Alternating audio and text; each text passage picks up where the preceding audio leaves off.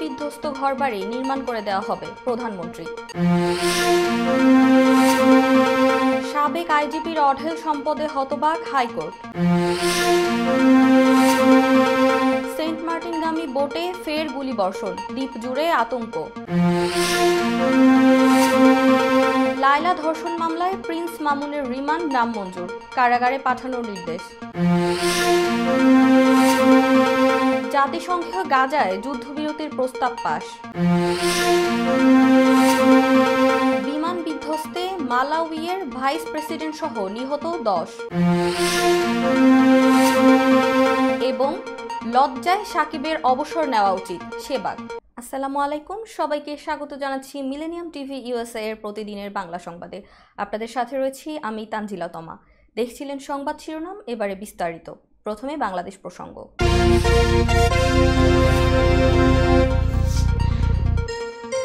প্রধানমন্ত্রী শেখ হাসিনা বলেছেন, দেশের মানুষ আমাদের উপর আস্থা রাখায় তাদের সেবা করা আমাদের দায়িত্ব। ঘূর্ণিঝড় রেমালের প্রভাবে যারা ক্ষতিগ্রস্ত হয়েছে তাদের পাশে আছে সরকার। যাদের ঘরবাড়ি বিধ্বস্ত কিংবা ক্ষতিগ্রস্ত হয়েছে তাদের প্রত্যেকের ঘর নির্মাণ ও সংস্কার করে দেওয়া হবে।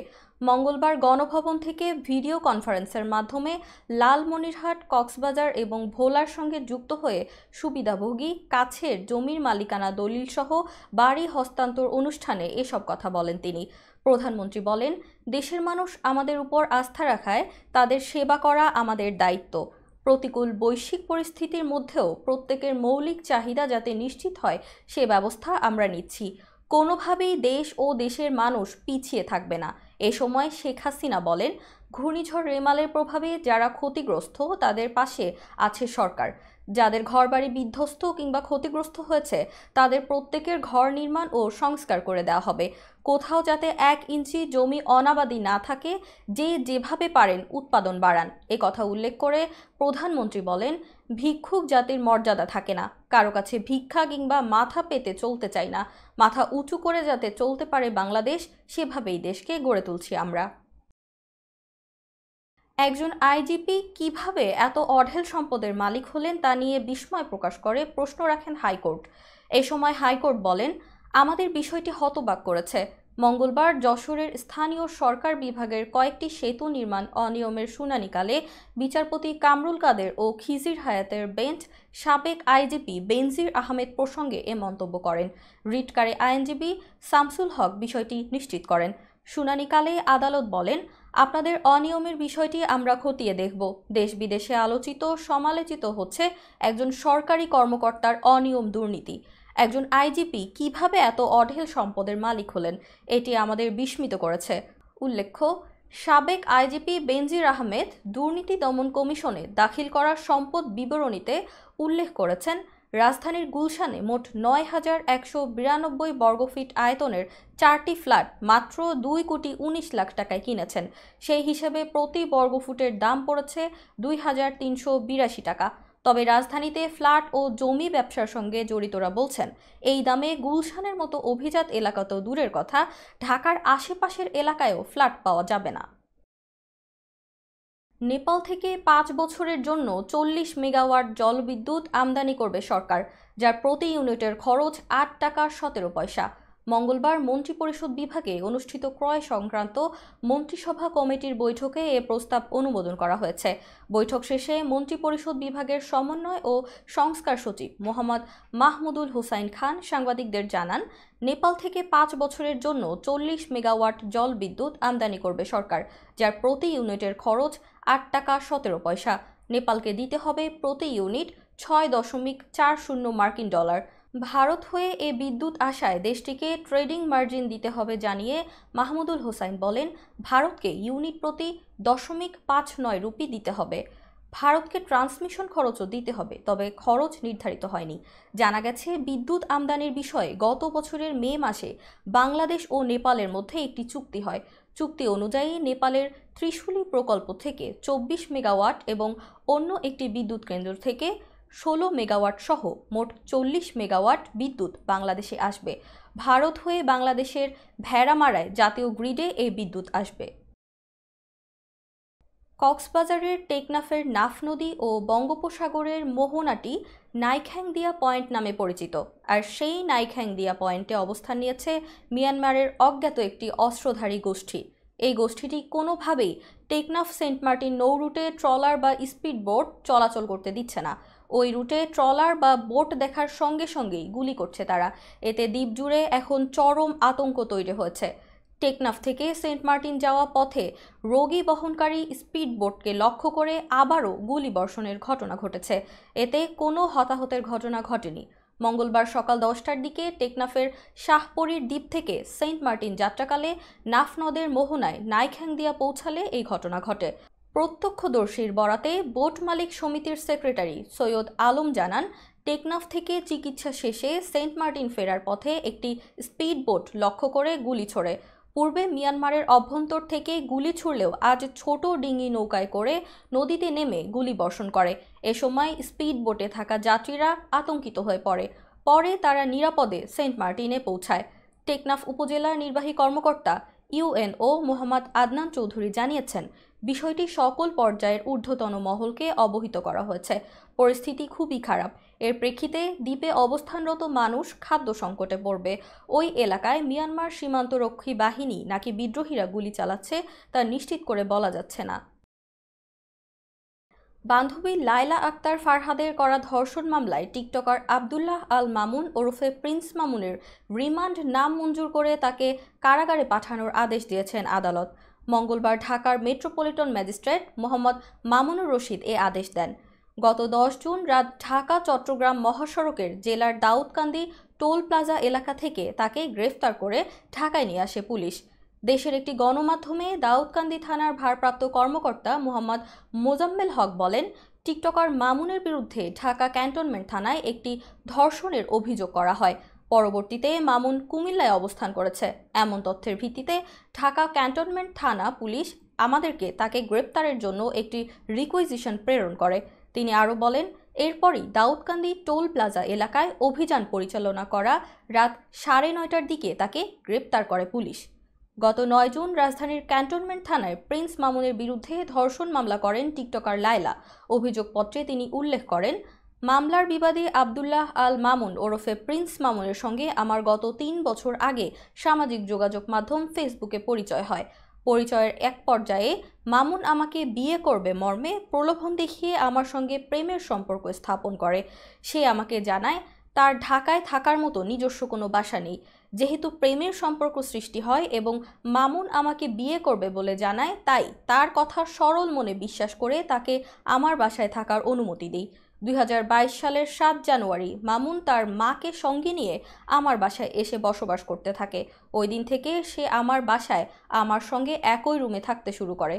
আমাকে বিয়ের প্রলোভন দেখিয়ে আমার ইচ্ছার বিরুদ্ধে বিভিন্ন তারিখ ও সময়ে একাধিকবার আমার সঙ্গে শারীরিক সম্পর্ক স্থাপন করে। আমি মামুনকে একাধিকবার বিয়ের কথা বললে সে বিভিন্ন অজুহাতে এড়িয়ে যেতে থাকে। সর্বশেষ চলতি বছরের 14 মার্চ মামুন আগের মতো আমাকে বিয়ের প্রলোভন দেখিয়ে আবারও ধর্ষণ করে। পরবর্তী সময়ে তাকে বিয়ের বিষয় বললে সে আমার উপর ক্ষিপ্ত হয়ে ওঠে, আমাকে বিভিন্ন অশ্লীল ভাষায় গালিগালাজ করে। দর্শক, এবার দেখবেন যুক্তরাষ্ট্র সংবাদ।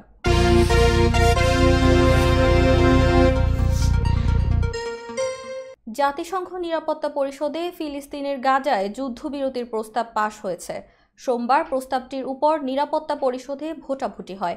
15 সদস্যের মধ্যে প্রস্তাবের পক্ষে ভোট পড়েছে 14টি। ভোট দেওয়া থেকে শুধু বিরতি ছিল রাশিয়া। খবর কাতার ভিত্তিক আন্তর্জাতিক গণমাধ্যম আল জাজিরার। গত 31 মে গাজায় 3 ধাপে যুদ্ধবিরতি কার্যকরের এই প্রস্তাব দেন প্রেসিডেন্ট বাইডেন। ইসরায়েল ও হামাসকে অবিলম্বে যুদ্ধবিরতির প্রস্তাব মেনে নেওয়ার আহ্বান জানিয়েছেন জাতিসংঘে নিযুক্ত যুক্তরাষ্ট্রদূত লিন্ডা থমাস গ্রিনফিল্ড। যুদ্ধবিরতির এ প্রস্তাবকে নতুন সুযোগ বলে অভিহিত করেছেন তিনি। এদিকে নিরাপত্তা পরিষদে পাশ হওয়া যুদ্ধবিরতির প্রস্তাবকে স্বাগত জানিয়েছে ফিলিস্তিনের স্বাধীনতাকামী সংগঠন হামাস। এক বিবৃতিতে সংগঠনটি কিভাবে যুদ্ধবিরতির শর্তগুলো বাস্তবায়ন করা যায় সে বিষয়ে মধ্যস্থতাকারীদের সঙ্গে কাজ করার সদিচ্ছার কথা জানিয়েছে। তবে নিরাপত্তা পরিষদে পাশ হওয়া যুদ্ধবিরতির প্রস্তাব নিয়ে তাৎক্ষণিক ইসরায়েল কোনো মন্তব্য করেনি, যদিও যুক্তরাষ্ট্রের পক্ষ থেকে বলা হয়েছে ইসরায়েলের দেওয়া প্রস্তাবই ঘোষণা করেছিলেন প্রেসিডেন্ট বাইডেন। দর্শক, মিলেনিয়াম টিভি ইউএসএ এর প্রতিদিনের বাংলা সংবাদের এ পর্যায়ে ছোট্ট একটি বিরতি, সঙ্গেই থাকুন।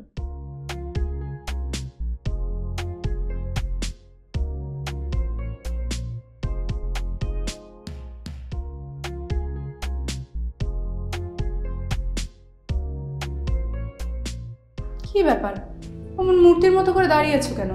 পাগল হয়ে গেলে নাকি? প্র্যাকটিস করছি। কি প্র্যাকটিস করছো? কেন লিভিং স্ট্যাচুতে দাঁড়িয়ে কি করে ভিক্ষা করে দেখনি? আমার ট্যাক্স নিয়ে ঝামেলা চলছে, ল্যান্ড প্রপার্টি নিয়ে ঝামেলা চলছে। এগুলো সমাধান না হলে কিছুদিন পর আমাকে ওইভাবে দাঁড়িয়ে ভিক্ষা করতে হবে। এখন থেকে দাঁড়িয়ে প্র্যাকটিস করছি। আহা, এত চিন্তা করছো কেন? লিগ্যাল নেটওয়ার্ক ইন্টারন্যাশনাল আছে না? Legal network international?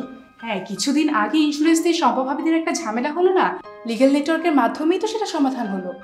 শুধু ইন্স্যুরেন্সই না ভাবি, criminal case, immigration, tax, divorce, housing সংক্রান্ত যে কোনো লিগেল সমস্যার সমাধান পেয়ে যাবেন লিগেল নেটওয়ার্কে। যুক্তরাষ্ট্রের 50টি স্টেটে যে কোনো প্রান্তে যে কোনো লিগেল সহায়তা দিতে কিন্তু আমাদের সঙ্গে আছে লিগেল নেটওয়ার্ক ইন্টারন্যাশনাল। শুধু তাই নয়, লিগেল নেটওয়ার্কে আছেন যুক্তরাষ্ট্রের স্বনামধন্য সব লয়ার, যাদের আইনি সহায়তায় যে কোনো লিগেল সমস্যার সমাধান পেয়ে যাবেন খুব সহজেই। তাহলে দেরি কেন? এখনই চলো লিগ্যাল নেটওয়ার্কে। I'm Nasrin Mosnu, immigration attorney. I was born and raised here in New York City. I have been working at various immigration firms since I was a teenager, including with my father.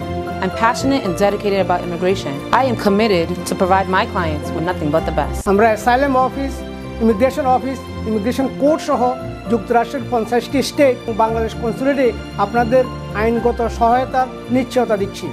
Please come and take advantage of our excellent legal services. Our initial consultations are always free. বরেণ্য অভিনেতা আবুল হায়াত একজন স্বাস্থ্য সচেতন মানুষ। একদিন শুটিংয়ে হঠাৎ অসুস্থ হয়ে হতাশায় ভোগেন। সবাই ব্যস্ত, এখন আমার সেবা করবে কে? কেন নিউ ইয়র্কে গোল্ডেন এজ হোম কেয়ার আছে না? আপনাদের হতাশা দুশ্চিন্তা দূর করে সুস্থ করে তোলে যাদের অঙ্গীকার। সঠিক সময়ে সঠিক সেবা দেওয়ার বিশ্বস্ত প্রতিষ্ঠানের নাম Golden Age Home Care. Golden Age Home Care New ইয়র্কবাসীর পূর্ণ আস্থার জায়গা। আই শোনো না, আমার অনেক খিদে পেয়েছে। তোমাকে সুস্বাদু বিরিয়ানি খাওয়াবো। আমি চাইনিজ খাবো। আমি গ্রিল খাবো। আমি পিৎজা খাবো। এত খাবার একসাথে পাবো কোথায়? কেন খলিলে জানেন না? খলিলে একসাথে সব পাওয়া যায়। খলিল, খলিল, ওয়াও, এই যে পেয়ে গেছি খলিল বিরিয়ানি এন্ড হালাল চাইনিজ। নিউ ইয়র্কের পারচেস্টারে সার্টিফাইড শেফ খলিলের পরিচালনায় Khalil biryani, Chinese, pizza, grill, বিশ্বস্ত ও আস্থার তৃপ্তিতে ভরপুর খলিল ফুডস। উন্নত মানের হালাল খাবার মানে খলিলের খাবার। নীরব রেস্টুরেন্ট অ্যান্ড হালাল চাইনিজ, আপনাদের তৃপ্তি আমাদের আনন্দ। আমাদের রেস্টুরেন্টে পাচ্ছেন সম্পূর্ণ হালাল উপায়ে তৈরিকৃত সুস্বাদু আর মুখরোচক সব দেশীয় ও চাইনিজ খাবারের সমারোহ। স্বাদে আর মানে অতুলনীয় সব খাবার যে কোনো সামাজিক বা প্রাতিষ্ঠানিক অনুষ্ঠানে পৌঁছে দিতে আমাদের রয়েছে ক্যাটারিং সেবা। বিয়ে বা জন্মদিনের অনুষ্ঠানে, স্কুলে, ব্যাংকোয়েট হল, ইসলামিক সেন্টার অথবা পিকনিকের জন্য আমরা ক্যাটারিং সেবা প্রদান করে থাকি। আমাদের সাথে যোগাযোগের ঠিকানা 2096 Sterling Avenue, Bronx, New York 10462। Phone number 718-918-1234। আমাদের অফিসিয়াল ওয়েবসাইট www.nirab.com। আমাদের ইমেইল অ্যাড্রেস nirab.bronx@gmail.com।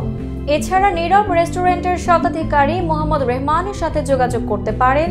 যোগাযোগ নম্বর 9179811747। Thank you. দর্শক, আবারও স্বাগতম মিলেনিয়াম টিভি ইউএসএ এর প্রতিদিনের বাংলা সংবাদে। এবার দেখবেন আন্তর্জাতিক সংবাদ।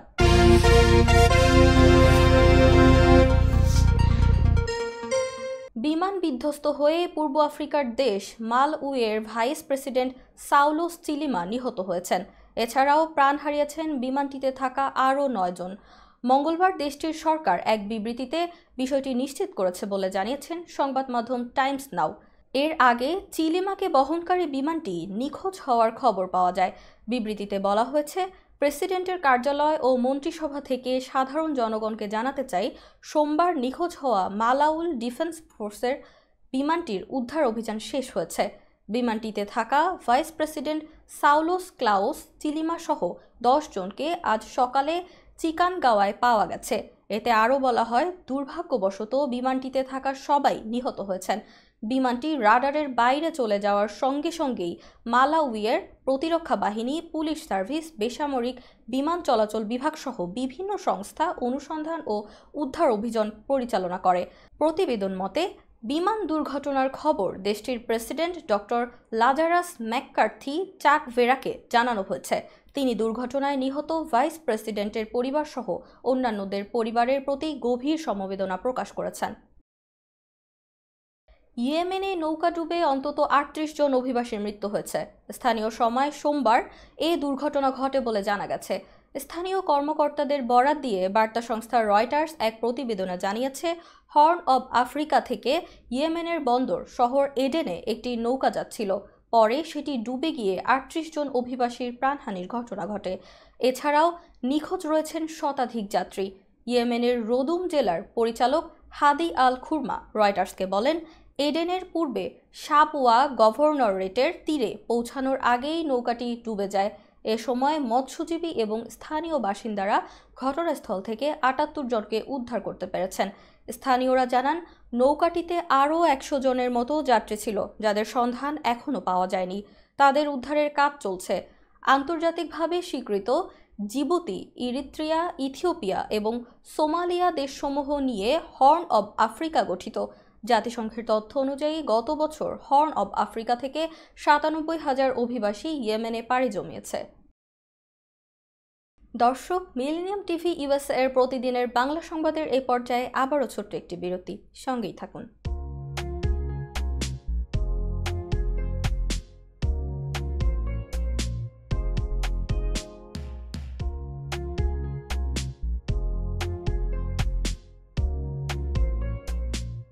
কি ব্যাপার, অমন মূর্তির মতো করে দাঁড়িয়ে আছো কেন? পাগল হয়ে গেলে নাকি? প্র্যাকটিস করছি। কি প্র্যাকটিস করছো? কেন লিভিং স্ট্যাচুতে দাঁড়িয়ে কি করে ভিক্ষা করে দেখনি? আমার ট্যাক্স নিয়ে ঝামেলা চলছে, ল্যান্ড প্রপার্টি নিয়ে ঝামেলা চলছে। এগুলো সমাধান না হলে কিছুদিন পর আমাকে ওইভাবে দাঁড়িয়ে ভিক্ষা করতে হবে। এখন থেকে দাঁড়িয়ে প্র্যাকটিস করছি। আহা, এত চিন্তা করছো কেন? লিগ্যাল নেটওয়ার্ক ইন্টারন্যাশনাল আছে না? Legal network international? হ্যাঁ, কিছুদিন আগে ইন্স্যুরেন্স দিয়ে সম্পভাবীদের একটা ঝামেলা হলো না? লিগ্যাল নেটওয়ার্কের মাধ্যমেই তো সেটা সমাধান হলো। শুধু ইন্স্যুরেন্সই না ভাবি, criminal case, immigration, tax, divorce, housing সংক্রান্ত যে কোনো লিগেল সমস্যার সমাধান পেয়ে যাবেন লিগেল নেটওয়ার্কে। যুক্তরাষ্ট্রের 50টি স্টেটে যে কোনো প্রান্তে যে কোনো লিগেল সহায়তা দিতে কিন্তু আমাদের সঙ্গে আছে লিগেল নেটওয়ার্ক ইন্টারন্যাশনাল। শুধু তাই নয়, লিগেল নেটওয়ার্কে আছেন যুক্তরাষ্ট্রের স্বনামধন্য সব লয়ার, যাদের আইনি সহায়তায় যে কোনো লিগেল সমস্যার সমাধান পেয়ে যাবেন খুব সহজেই। তাহলে দেরি কেন? এখনই চলো লিগ্যাল নেটওয়ার্কে। I'm Nasrin Mosnu, immigration attorney. I was born and raised here in New York City. I have been working at various immigration firms since I was a teenager, including with my father. I'm passionate and dedicated about immigration. I am committed to provide my clients with nothing but the best. আমরা asylum office, immigration office, immigration court সহ যুক্তরাষ্ট্রের 50টি state ও বাংলাদেশ কনসুলেটে আপনাদের আইনগত সহায়তার নিশ্চয়তা দিচ্ছি। Please come and take advantage of our excellent legal services. Our initial consultations are always free. বরেণ্য অভিনেতা আবুল হায়াত একজন স্বাস্থ্য সচেতন মানুষ। একদিন শুটিংয়ে হঠাৎ অসুস্থ হয়ে হতাশায় ভোগেন। সবাই ব্যস্ত, এখন আমার সেবা করবে কে? কেন নিউ ইয়র্কে গোল্ডেন এজ হোম কেয়ার আছে না? আপনাদের হতাশা দুশ্চিন্তা দূর করে সুস্থ করে তোলে যাদের অঙ্গীকার। সঠিক সময়ে সঠিক সেবা দেওয়ার বিশ্বস্ত প্রতিষ্ঠানের নাম Golden Age Home Care. Golden Age Home Care New ইয়র্কবাসীর পূর্ণ আস্থার জায়গা। আই শোনো না, আমার অনেক খিদে পেয়েছে। তোমাকে সুস্বাদু বিরিয়ানি খাওয়াবো। আমি চাইনিজ খাবো। আমি গ্রিল খাবো। আমি পিৎজা খাবো। এত খাবার একসাথে পাবো কোথায়? কেন খলিলে জানেন না, খলিলে একসাথে সব পাওয়া যায়। খলিল, খলিল, ওয়াও, এই যে পেয়ে গেছি খলিল বিরিয়ানি এন্ড হালাল চাইনিজ। নিউ ইয়র্কের পারচেস্টারে সার্টিফাইড শেফ খলিলের পরিচালনায় Khalil biryani, Chinese, pizza, grill, বিশ্বস্ত ও আস্থার তৃপ্তিতে ভরপুর খলিল ফুডস। উন্নত মানের হালাল খাবার মানে খলিলের খাবার। নীরব রেস্টুরেন্ট অ্যান্ড হালাল চাইনিজ, আপনাদের তৃপ্তি আমাদের আনন্দ। আমাদের রেস্টুরেন্টে পাচ্ছেন সম্পূর্ণ হালাল উপায়ে তৈরিকৃত সুস্বাদু আর মুখরোচক সব দেশীয় ও চাইনিজ খাবারের সমারোহ। স্বাদে আর মানে অতুলনীয় সব খাবার যে কোনো সামাজিক বা প্রাতিষ্ঠানিক অনুষ্ঠানে পৌঁছে দিতে আমাদের রয়েছে ক্যাটারিং সেবা। বিয়ে বা জন্মদিনের অনুষ্ঠানে, স্কুলে, ব্যাংকোয়েট হল, ইসলামিক সেন্টার অথবা পিকনিকের জন্য আমরা ক্যাটারিং সেবা প্রদান করে থাকি। আমাদের সাথে যোগাযোগের ঠিকানা 2096 Sterling Avenue, Bronx, New York 10462। Phone number 718-918-1234। আমাদের অফিসিয়াল ওয়েবসাইট www.nirab.com। আমাদের ইমেইল অ্যাড্রেস nirab.bronx@gmail.com। এছাড়া নীরব রেস্টুরেন্টের স্বত্বাধিকারী মোহাম্মদ রহমানের সাথে যোগাযোগ করতে পারেন। যোগাযোগ নম্বর 9179811747। Thank you. দর্শক, আবারও স্বাগত মিলেনিয়াম টিভি ইউএসএ এর প্রতিদিনের বাংলা সংবাদে। এবার দেখবেন প্রতিনিধি সংবাদ।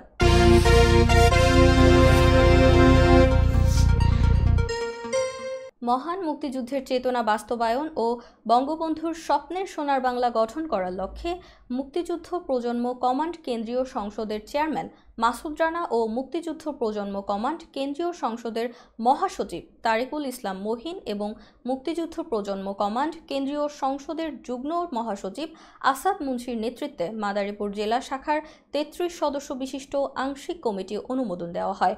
আমাদের প্রতিনিধি মিজানুর রহমান মিন্টু জানান, কমিটিতে মোহাম্মদ তুহিন দর্জিকে সভাপতি, তামিম ব্যাপারীকে সাধারণ সম্পাদক নির্বাচিত করা হয়।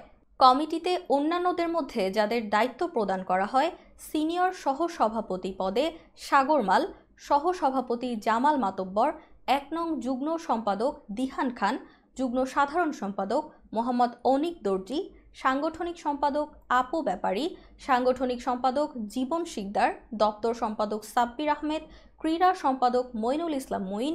মুক্তিযুদ্ধ প্রজন্ম কমান্ড কেন্দ্রীয় সংসদের চেয়ারম্যান মাসুদ রানা ও কেন্দ্রীয় সংসদের মহাসচিব তারিকুল ইসলাম মহিন বলেন, মহান মুক্তিযুদ্ধ চেতনা ও বঙ্গবন্ধুর সোনার বাংলা ও মাননীয় প্রধানমন্ত্রী জননেত্রী দেশরত্ন শেখ হাসিনার স্মার্ট বাংলাদেশ গঠনের যে স্বপ্ন, সেটি বাস্তবায়নের লক্ষ্যে আমাদের কার্যক্রম চলমান থাকবে এবং অতি শিগগিরই মহানগর জেলা, উপজেলা, বিভিন্ন ইউনিয়ন থেকে শুরু করে ওয়ার্ড পর্যায়ে মুক্তিযুদ্ধ প্রজন্ম কমান্ডের কমিটি দেওয়ার কার্যক্রম চলমান আছে।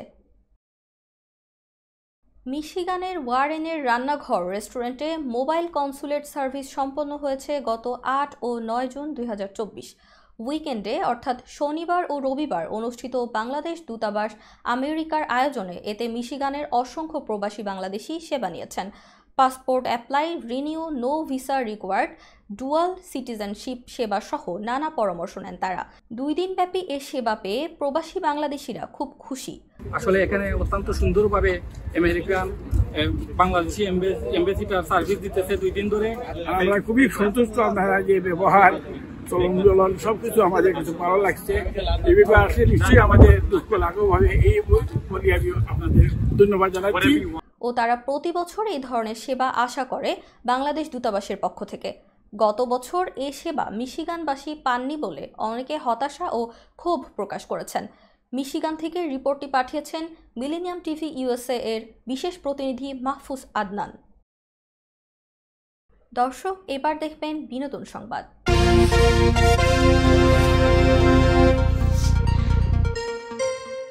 গাজায় ইসরায়েলি হামলার জেরে বিশ্বব্যাপী কোণঠাসা জনপ্রিয় কোমল পানীয় ব্র্যান্ড কোকা কোলা ইসরায়েলি সমর্থনের অভিযোগে মুসলিম দেশগুলোর নাগরিকেরা কোকাকোলা বয়কটের ডাক দেয়। বাংলাদেশেও এর প্রভাব লক্ষণীয়। সম্প্রতি নিজেদের অবস্থান পরিষ্কার করতে একটি বিজ্ঞাপন বানিয়েছে কোকাকোলা বাংলাদেশ, আর এই বিজ্ঞাপন নিয়ে সোশ্যাল মিডিয়ায় ঝড়। অভিনেতাদের দেওয়া হয় বয়কটের হুমকি। বিজ্ঞাপনটিতে মডেল হিসেবে ছিলেন অভিনেতা ও নির্মাতা শরাফ আহমেদ জীবন, শিমুল শর্মা, আব্দুল্লাহ আল সেন্টু প্রমুখ। অভিনয়ের পাশাপাশি বিজ্ঞাপন নির্মাণের পেছনেও রয়েছে শরাফ আহমেদ জীবন। বয়কটের তোপের মুখে পড়ে কোকাকোলা বিজ্ঞাপনের মডেল হিসেবে কাজ করার বিষয়ে মুখ খুললেন অভিনেতা শরাফ আহমেদ জীবন এবং শিমুল শর্মা। সোমবার রাতে অভিনেতা শরাফ আহমেদ জীবন তার ফেসবুক আইডিতে এক পোস্ট করে দাবি করেছেন যে তিনি ইসরায়েলের পক্ষে কোনো কাজ করেননি। পোস্টে শরাফ আহমেদ জীবন বলেন, আমি একজন নির্মাতা এবং অভিনেতা হিসেবে সবার কাছে পরিচিত। বিগত 2 দশক ধরে আমি নির্মাণ ও অভিনয়ের সাথে জড়িত। সম্প্রতি কোকাকোলা বাংলাদেশ আমার সাথে তাদের একটি বিজ্ঞাপন নির্মাণ এবং অভিনয় করার জন্য নিয়োগ করেছিল।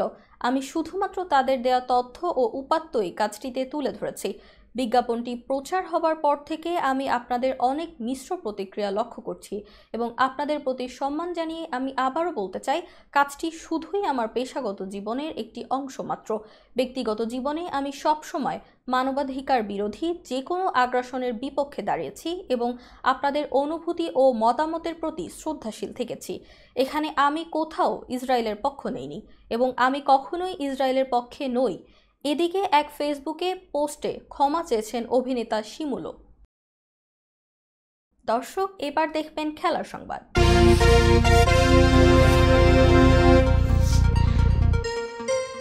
দক্ষিণ আফ্রিকার বিপক্ষে ম্যাচের পর সাকিবের কড়া সমালোচনা করেছেন ভারতের কিংবদন্তি ওপেনার বীরেন্দর সেহবাগ। সাকিবের দায়িত্ববোধ নিয়ে প্রশ্ন তুলে অবসর নেওয়ার পরামর্শ পর্যন্ত দিয়েছেন সাবেক এই বিস্ফোরক ওপেনার। ক্রিকবাজের অনুষ্ঠানে সেহবাগ বলেন, আপনি একজন এত সিনিয়র খেলোয়াড়, আপনি অধিনায়কও ছিলেন এতদিন, আর এরপরেও আপনার এত বাজে গেম সেন্স। আপনার নিজেরই তো লজ্জা হওয়া উচিত। অনেক হয়েছে, টি-20 ফরম্যাট থেকে অবসর নিচ্ছি, এটা আপনার নিজেরই বলে দেওয়া উচিত এখন। এ সময় নিজেকেই উদাহরণ হিসাবে টানেন সেহবাগ।